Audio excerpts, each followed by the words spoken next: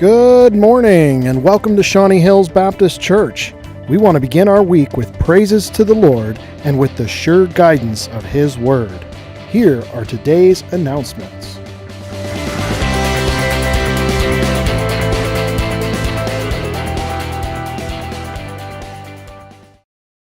Men, this Saturday is our fall prayer breakfast and work day. It begins with a hearty breakfast at 8 a.m., follows with prayer for our church family, and continues with a morning of indoor and outdoor projects that help us take care of this church building.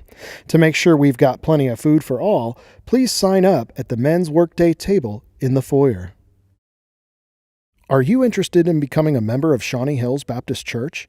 Do you want to learn more about our mission, vision, and beliefs? Our newcomers class is the best place to learn these things.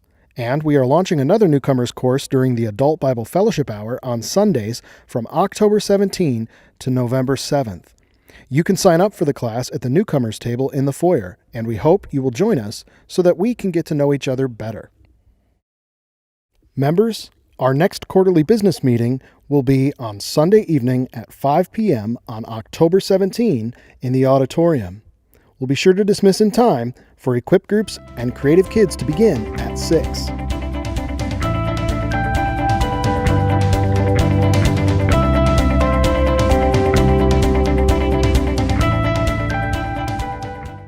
Well, good morning. I don't know if you came for the ABF hour. If you did, I'm sorry. I'm going to give a little bit again of who we are. We are missionaries supported by this church to a tribal group in Papua New Guinea called the Amdu. They are, as Pastor said, a previously unreached people group. Why would I say that? Why would I say previously unreached? Is that code? It's because they did not have the gospel before. Now they have the gospel in their own language, and some have responded to it and are believers. Praise God. Some of you, thank you for that. I'm not trying to stop you from clapping. I think it's very appropriate we clap and thank God. Some of you, I think, were here at the 8 o'clock service. And I'm just talking about the pastors. And I have no idea why you're still here. But maybe, I don't think it was that good. But maybe the Lord is doing something in your heart. And you just can't go. And I don't mean because of the message. I also mean because this is our church family. And this is a good church family to be a part of, right? Maybe this is your first time here. This is your family. My wife came here as a Cedarville student. I visited a few times, maybe because of her, I don't remember. Her brother went here. Anyway, that was in the older building that you still can visit on tours, right? I think it's still over there. I think I'll see it after the service there. But we have been living with this tribal group called the Amdu for 8 years. We moved over to the field of Papua New Guinea 12 years ago, this coming Christmas. And we have learned their unwritten language, created an alphabet so that we could teach them how to read and write in their own language so that they could read the Bible that we're translating. Does God want them to have a Bible as well? Okay, just because they're not English speakers doesn't mean they shouldn't have a Bible. Yes, they are just as worthy to have God's word in their language and to reach out to others with it too. They still have the same great commission that we have. So we're going to be talking this morning, guys, if you put up the slide there, from Romans chapter 1. If you were here part of the ABF hour, you saw that as well. It says, "For I am not ashamed of the gospel, for it is the power of God for salvation to everyone who believes." So what, let me ask you, is the power of God for the salvation of men and women on this planet? I'm using a memory device asking you obvious questions that you and your brain have to look up there at the slide to answer. It's the gospel. I didn't hear anybody say it, so you got a low grade so far. The gospel. Now, we use code sometimes, and sometimes we cover over what was so clear to us. Let's say you're going to your neighbor who you know is obviously not a Christian, or you don't know if you're a Christian, and you say something like, have you received the gospel? That's not good enough. Okay? If you know they're not a believer, or they're from some other religion, or even if you're just trying to find out where they're at, don't start with that one. Unless you're trying to get them into a conversation, because that one's purposely covered over, right? Have you accepted the gospel? Well, what is the gospel? Always, always, it is the good news about Jesus Christ. So the gospel equals the good news about Jesus Christ. Okay? And this morning we're just going to talk a little bit about what's so good about the good news. So when we talk about the good news, why is it good? Why should we be excited about it? Why should we be telling others? If you're not convinced what's so good about the good news, why would you be inclined to tell someone else? First, you must be convinced that every man, woman, and child needs to hear the gospel, the good news about Jesus Christ before they leave this planet. And then you'll be able to step across the line and talk to that person. And maybe it's difficult for you, no matter who they are, whether they're talkative or whether they're nice to talk to or they're unpleasant to talk to. Maybe you have difficulty talking about it. What makes the difference is that you believe in your heart they must hear it, and that you're left on this planet as a believer, not taken to heaven when you said, "Thank you, Jesus, for dying in my place." You were left here on purpose for you to share that. Where God has you, yes, with the gifts and abilities He's given you. Now, I'm noticing something since I graduated Cedarville in the last millennium, okay? I graduated Cedarville in the last millennium. My current Cedarville student likes to remind me about, he's just starting at Cedarville. He's like, "Yeah, you're from the last millennium, Dad." I noticed things back then. They would talk about the Word of God and the testimony of Jesus Christ, okay? They were saying that back then, yes. My mom and dad are sitting down here celebrating 50 years since they graduated from Cedarville. I don't know, were they saying that back then? Yes. They were. She says they were saying that same thing back then. They're still saying it today, but I'm noticing a difference. It looks to me like the light level is being increased on purpose by God. At the same time that Christian influence is being curtailed, being purposely cut off, things are becoming harder, and we look on the horizon, things look like they're going to be more difficult for Christians coming up.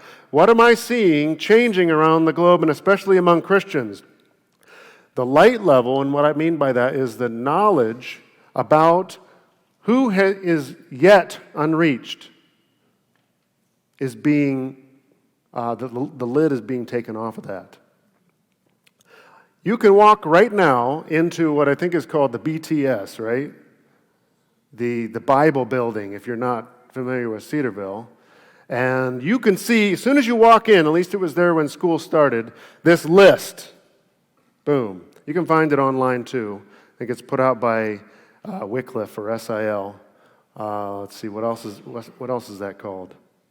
Anyway, it's a list of the known unreached people groups. You can actually see a list of them. And if you were to go to that, Papua New Guinea has the biggest chunk of them. Okay? That's not anything for me to be bragging about. That's kind of sad. We have enough Christians and enough money here in this country alone to send people to every people group in this generation, and we don't do it. So there is nothing to be proud about it. What I'm saying is the Lord is raising the light level on what is left to be done. And I'm hearing testimony through homecoming weekend talking about even more openly, the president says we want every Cedarville student to go overseas during their time here as a student. I'm reading in the magazine that they're using every school over there, like the School of Education, to say, take your training overseas. If there isn't a school, open one. So it's happening more and more among Christians, and I'm just using Cedarville as an example there. But I'm seeing in other spheres, I'm watching God raising the light level on what work there is left to be done, even as it gets harder. 2021 may be a year remembered where prosperity was previous. The reason I say that is you have to be willing to suffer. To do that for which God put you on this planet to do. He left you here for a purpose. In ABF, we called it being an ambassador. Being someone who takes the good news of Jesus Christ to others. Perhaps it's overseas. Perhaps it's somewhere where their language has never been written down, and perhaps it's next door. And for you, that's the scariest thing on the planet. You would much rather go overseas than go to that guy next door. I completely understand that. I feel that same way. Don't take speakers who have such nice things to say up here as being totally different from you. We're not. We're deathly scared too to talk to people.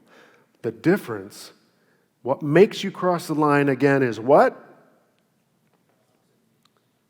Being convinced about what is so good about the good news. So that's what we're going to talk about now, okay?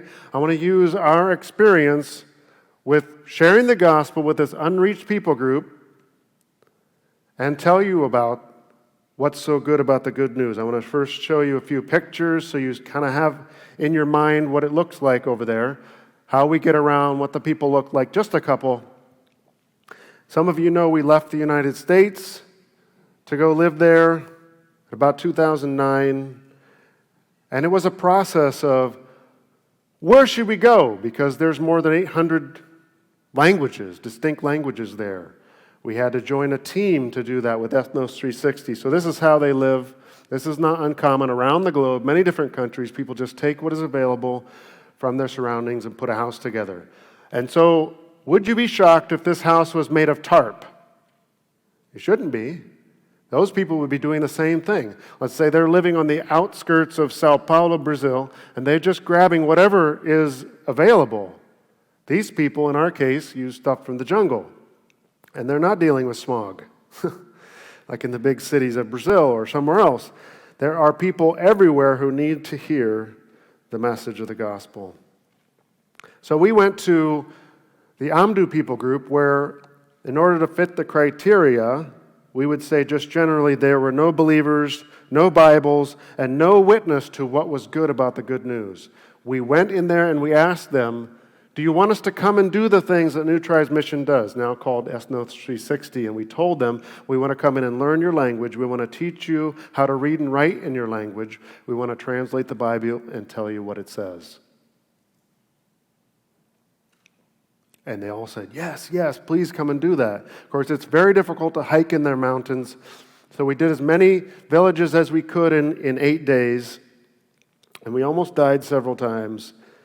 One of us fell down a waterfall because it's very slick. Anyway, I won't tell that story, but this is a picture of a couple guys that are meeting us for the first time, and they're kind of standoffish in their body language, you can tell. One guy standing on a stump to look a little taller. They're quite short, but this other guy's going, I don't know who you are. Anyway, they shouldn't know when we're saying what we're coming to do, what we were actually coming to do. To be tricky in their culture is a value, and I'll tell you a little bit more about that when we get into the actual how did we teach the gospel. So it took us a number of years to learn their language, to go where they go, do what they did. It took a long time, but along that way, the gift from God in slow things is that you can learn along the way. And what did we need to learn? We needed to learn about the hidden things, the dark things, the ways in which the enemy had them blinded against the gospel, which would eventually come. I believe Satan knows the gospel is going to eventually come. He plants lies in different cultures because he knows the gospel's coming. Sometimes you can see them, and a missionary that you read about, I could name books, would say, that one was put there purposefully because the enemy knew the gospel was coming. So we had to find out what were those things, because if I was presenting the gospel to you guys, I would be studying your culture. I needed to study their culture to know how exactly do we need to present the gospel to root out these hidden things and get to the core of what the gospel needs to reach. So where do you think we started teaching when we began with them? Anyone brave enough to say? Oh, you're not supposed to talk in these services, right? Genesis, okay. Why would you say that? Okay, it's the beginning. It's where you build a foundation. Basically, you already know this. These people are not blank slates. When we say blank slate in English, if you're not familiar with that one, it's like there's nothing written there. So the missionary just walks up there and he starts writing on it, right? Never. Never. You can't find a corner of the world in which that is true. They are always thinking something. They already have beliefs passed down to them from their ancestors about where things came from, why we're here, why things are so messed up. They already have an explanation, whether it's myth or legend or something. And now, guess what? Things are getting harder. If you are one that steps out and says, God, I'm willing to trust you. You take me wherever you want me on the globe. I'll go wherever you say. More likely what you're going to find in this world is mixed. The enemy's making it more difficult. There's not just one myth, legend, meta-narrative story that you are going to encounter. It's likely mixed now. Stuff that's come in from the modern world. So in most places in Papua New Guinea now, there is a cell tower within reach. There isn't one in our village. The mountains are just too inaccessible somewhere. The politicians that want to plant one on a mountaintop over there haven't gotten there yet. They're going to get there eventually. Both God's enemy and God uses those things, as you know. Technology is not the enemy, but both sides use it in every life on the planet. And the same is true in our village. So they had what their ancestors taught them about why the world works the way it is, why things are the way they are, where did men and women come from, and they had heard about God. Some of them hiked for days to be able to buy an axe or a machete or to get a pot to be able to cook in, to put clothes on. They'll go and trade things that they make. And in those places they hear about God. Well, some of the things they hear about God is stuff that is mistold, misrepresented in our culture as well. This is what you do to please God. If you heard my last sentence, alarm bells should be going off in your head. But many of you that didn't register. I'll say it again. This is what you do to please God. We're going to strike that one out in this message as well, if we can. I'm trying to get in the back door of your mind to get you interested in the gospel again, yes. Communicate with you if you don't really understand it. If you're confused or you are just wondering, what is this stuff they're always talking about? I'm drawn to it, but I don't understand. This is for you as well.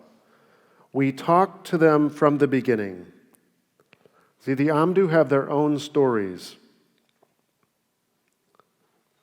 about all these things, and they had heard the name of Jesus, and they come around with all the wrong conclusions by mixing it all together.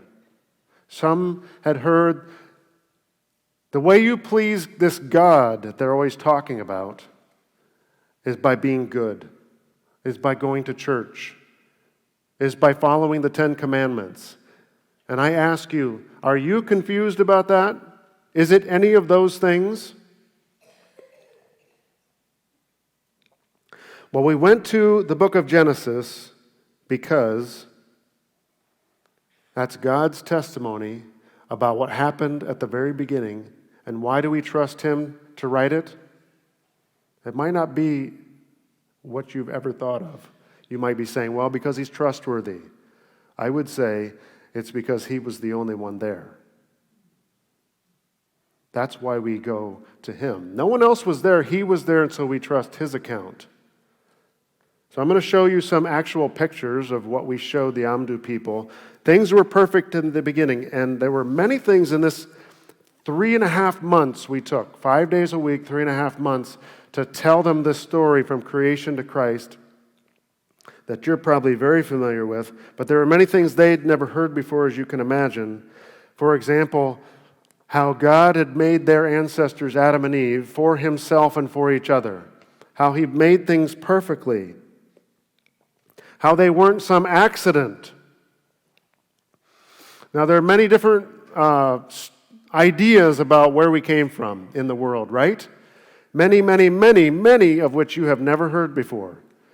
You go into any of the tribal groups in Papua New Guinea, for example, and that's just one country of which there are unreached people groups, and ask them, where did we come from? And they might tell you we came from something related to the crocodile, or a bird dropping a seed, or something related to the sun. All they know is nature.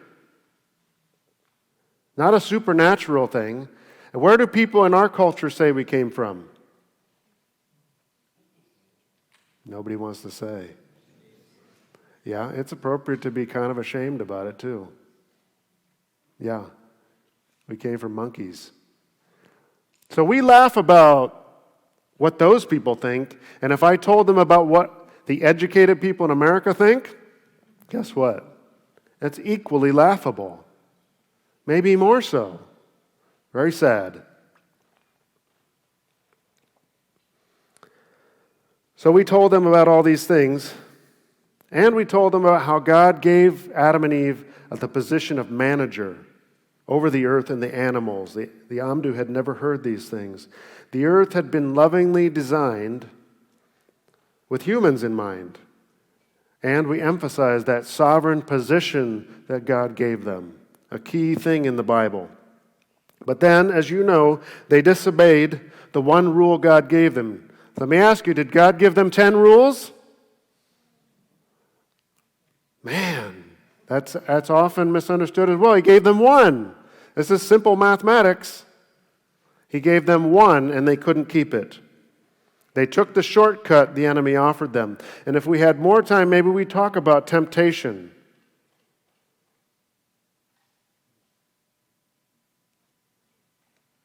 The enemy comes along and wants to give you a shortcut to, I would say, a shortcut to something God wants to give you. And the enemy comes along and says, here's a shortcut to that same thing.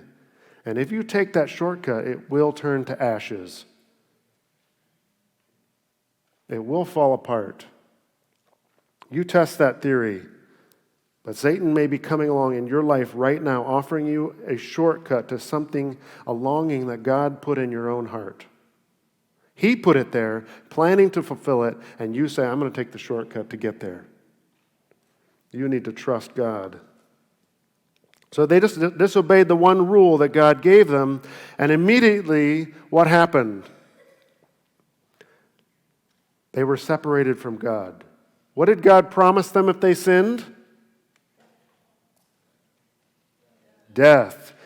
Some of you know that. God promised them death. And death is always separation. What kind of separation are they experiencing in this picture? Separation of relationship. So the death of their relationship took place. Separation. Do they look happy to see God? No. They're hiding. There's fear. This is a picture of shame. And we illustrated Adam and Eve's position with God with a dead branch. Now, we took the biggest dead branch that we could find that day. One of my sons broke it off, and we brought it into our teaching house, and we jammed it into the ground so they would come in and see it every single day. And what were they watching that thing do? The first day it looks pretty green, and every day it's becoming more. You see the truth happening on the outside of what's already true on the inside. It's dead. There is no chance that thing is going to produce any leaves, no chance of producing fruit or blossoms of any kind. What happened to it?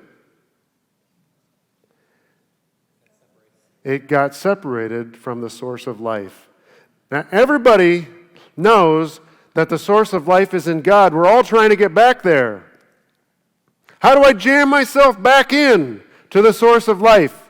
So many humans on this planet are trying as hard as they can to jam themselves back into that source of life. There is still the remnant of this testimony. They need to know this is how they look. Dead. So every day, the Amdu men and women came into the teaching house and saw this right in front of them, and we talked to them about this every single day. As children of Adam and Eve, they are broken off from the life of God. Absolutely no ability in themselves to please God. They couldn't bear any good fruit that God would accept to make their relationship right with Him again. Totally dead, unable to do anything good. They needed to die into that hope, because there's this poison that Satan has mixed in generally across this planet, the belief that I can do something good to make myself right with God again. And almost anywhere you go on this globe, people start doing this. I believe my good deeds will outweigh my bad. I believe I could be good enough. So they need to hear the bad news before the good news makes any sense. Part of the bad news is you are dead, unable to produce anything good that God will accept. You are part of a family that was broken off from God, a child of Adam and Eve. So in our teaching time, whenever ability or works came up, we pointed at the long dead branch. Over 3.5 months, that thing's sitting there, looking worse and worse. And as we went through our teaching, as you can imagine, as different Bible characters came up, we would hang a tag on that branch. We're all children of Adam and Eve. And no matter who you are, even if you're a famous person in the Bible, you still get a tag on that branch. Dead! Separated from the life of God. Unable. It's got to be pounded in. We are so into our ability, and yet we have no ability. We need to be sunk, broken down into our total inability before the good news is going to make any sense. The next thing we taught them, that God sees everything. Look at this picture. Is God seeing them? Of course. You've heard this in Sunday school before. God went calling. He wasn't calling because He didn't know where they were, but He'd seen it all. And this was a big thing to them, not necessarily so big to you, but the Amdu believe they can trick God.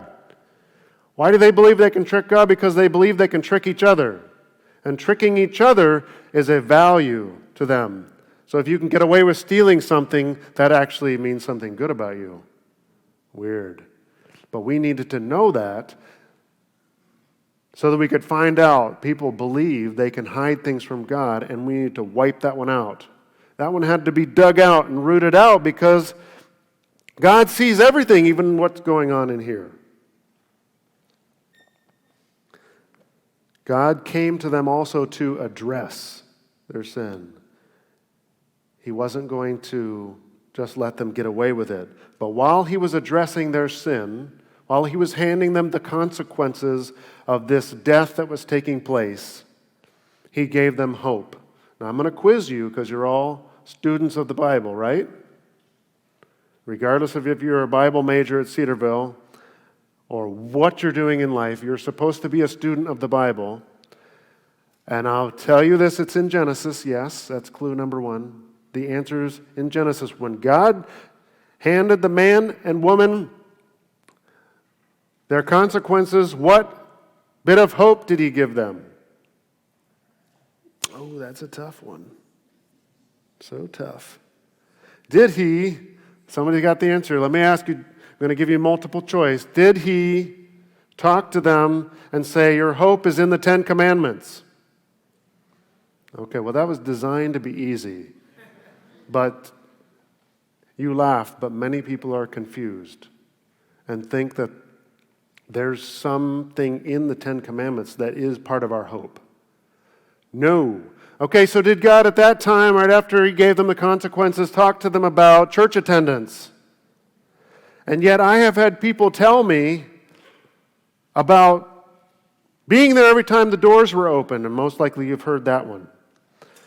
Did God talk to them about being good enough at that point in time? No! Be convinced about it. What did God talk to them about? He said he was going to send someone. Someone is the answer your heart is longing for. Someone is the answer. He didn't say what his name was at that time, but he called him something. This is the extra credit part, the bonus. Can you tell me what God did call him at that time? I can't really hear you, but I'll tell you what we called him in our teaching course. We called him the sin crusher, or the Satan crusher, sorry. The Satan crusher. You can give yourself a high five if you got that one. We called him the Satan crusher. Sounds like a wrestler on TV, but he was the promised one, the redeemer, the deliverer, who God was going to send to do what? To make a way for people to be made right with God again. That's the longing of every human heart. That's the message that every man, woman, and child needs to hear before they leave this planet. He spoke about someone. That's the key. So the Bible is the story of the coming Redeemer, the one who would come so that people would have a way to be made right with God again. And it's the long story of God's fantastic love for people, his continual pursuit of what he originally intended. Men and women living in vibrant, close, dependent relationship on their Creator.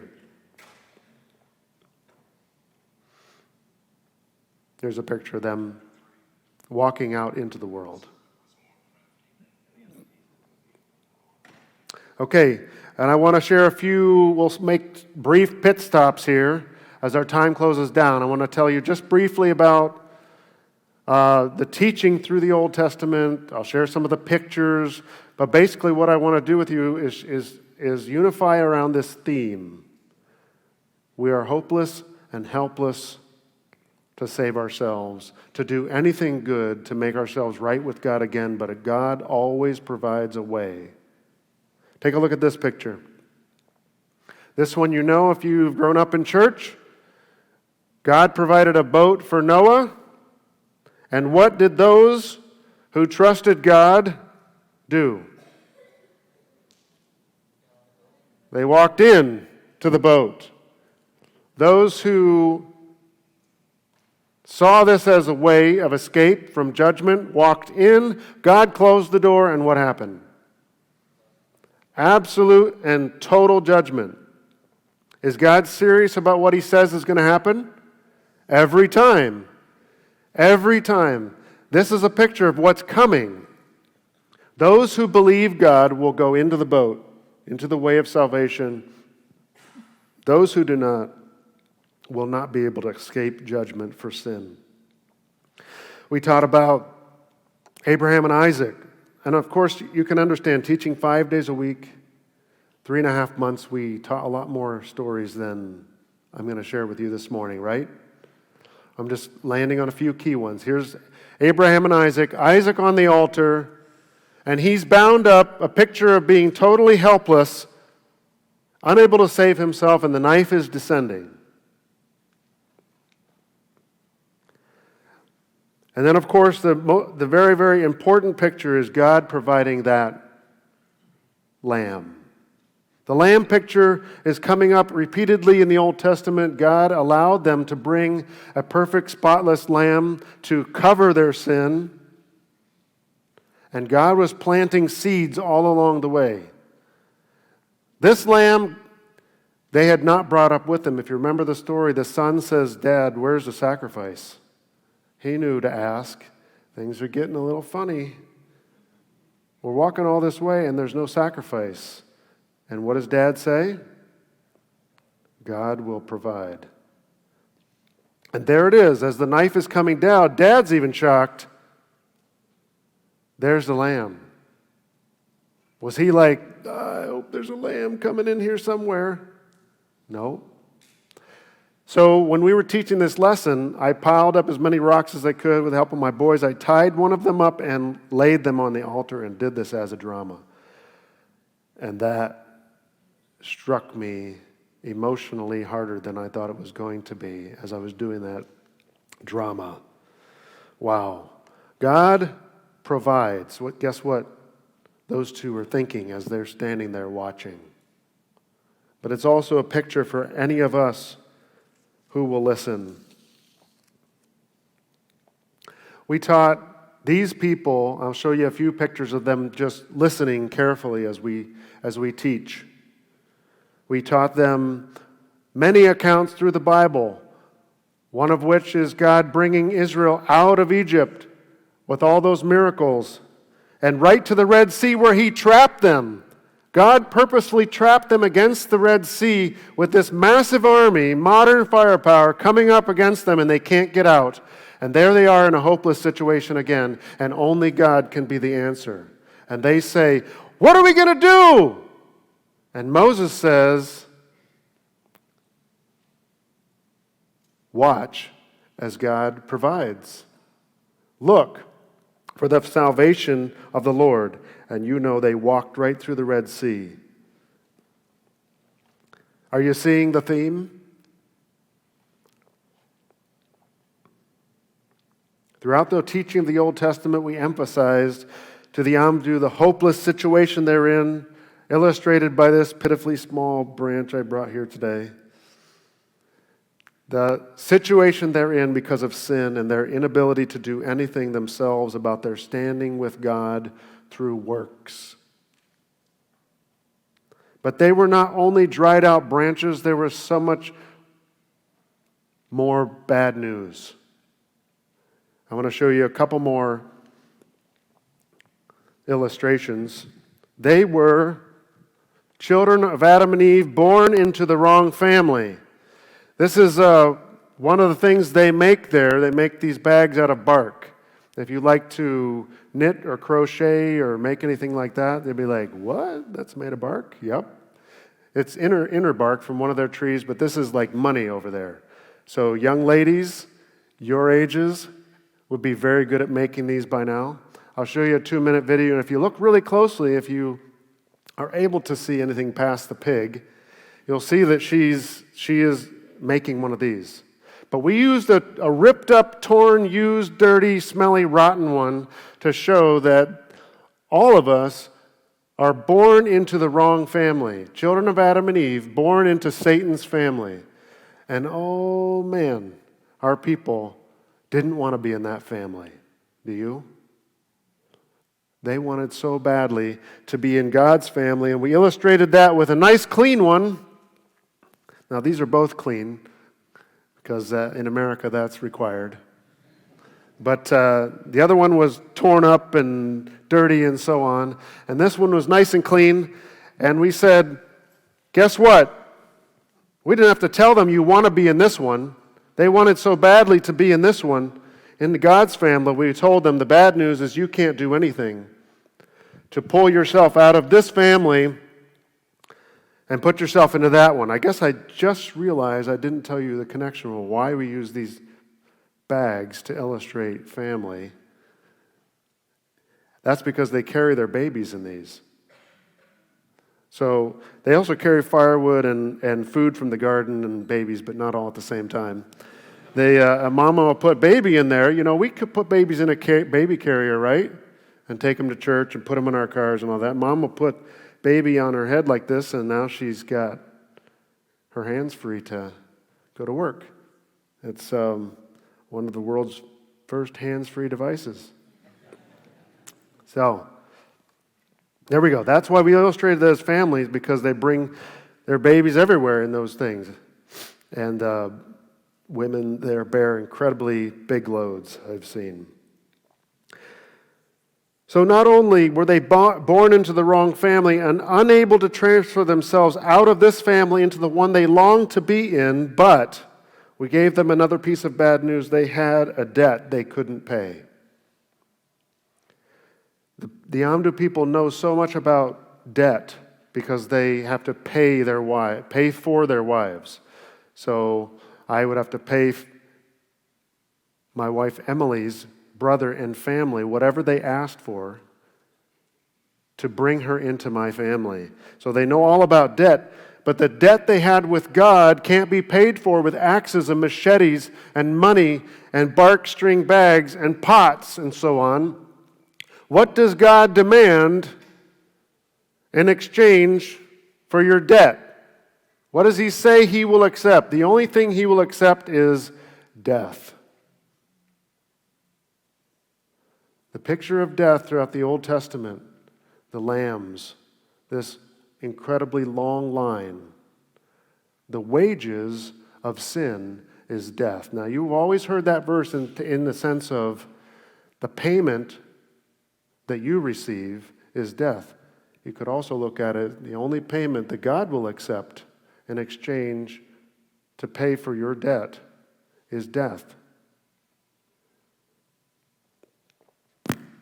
They could not pay it, not by good works or church attendance, no amount of any good works on their part. They clearly needed someone to help them. That's the last picture I have. So let me close this up, and then if you haven't seen this short video, we'll play it again.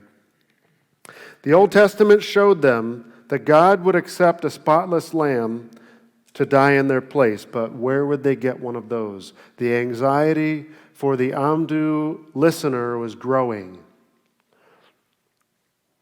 I am dead, broken off from the life of God. I can't jam myself back into Him to get the life flowing again. I cannot do that. It won't work. I am born into the wrong family, unable to transfer myself into God's family, and now you say, I have a debt with Him I cannot pay. Hopeless and helpless and absolutely primed for what's good about the good news.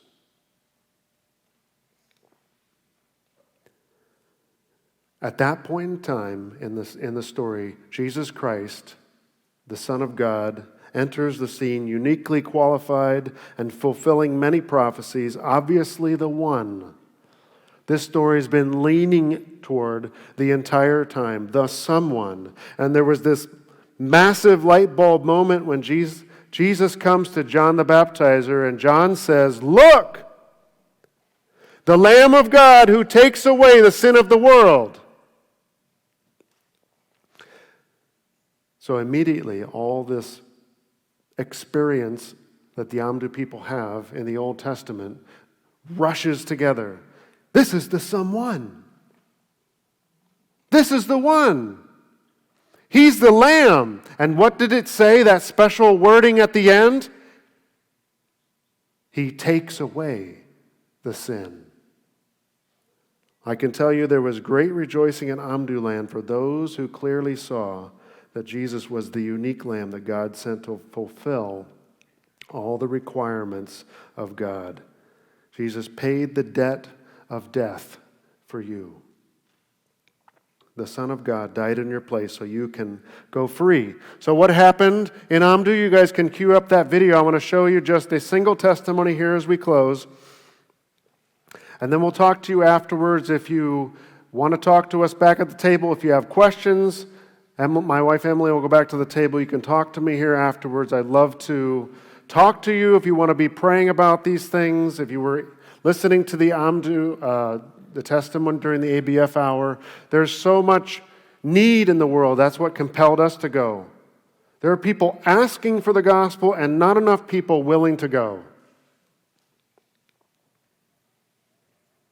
So I'm going to let some of the believers here share with you in their own words what happened. Take a listen to this.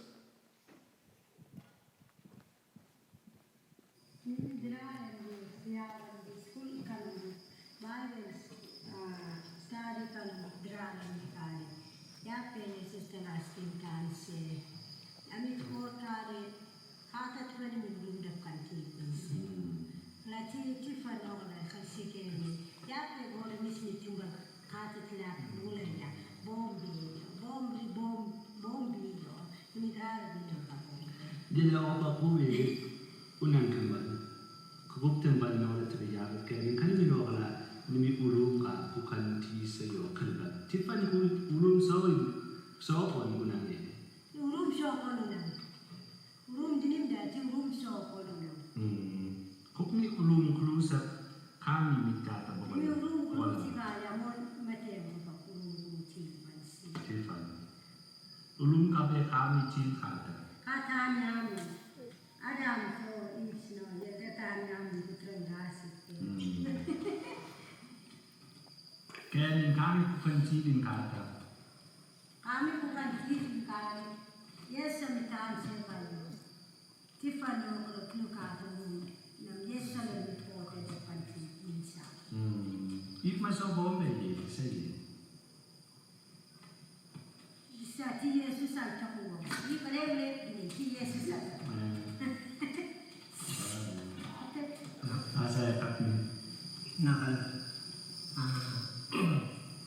Tifan wala siga Yesus ani tali rong na ya ni ulum dak kansi na segen ami mit atam kan ke si ke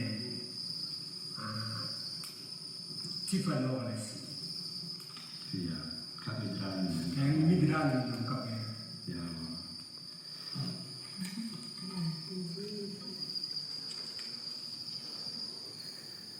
So I just want to say, we're overjoyed at what the Lord has done among this people group, and that there's one more crossed off the list, and that He's used us. We're, very humbled, but at the same time, want to say thank you to you guys. You guys were a key part of that, and that's why we're here.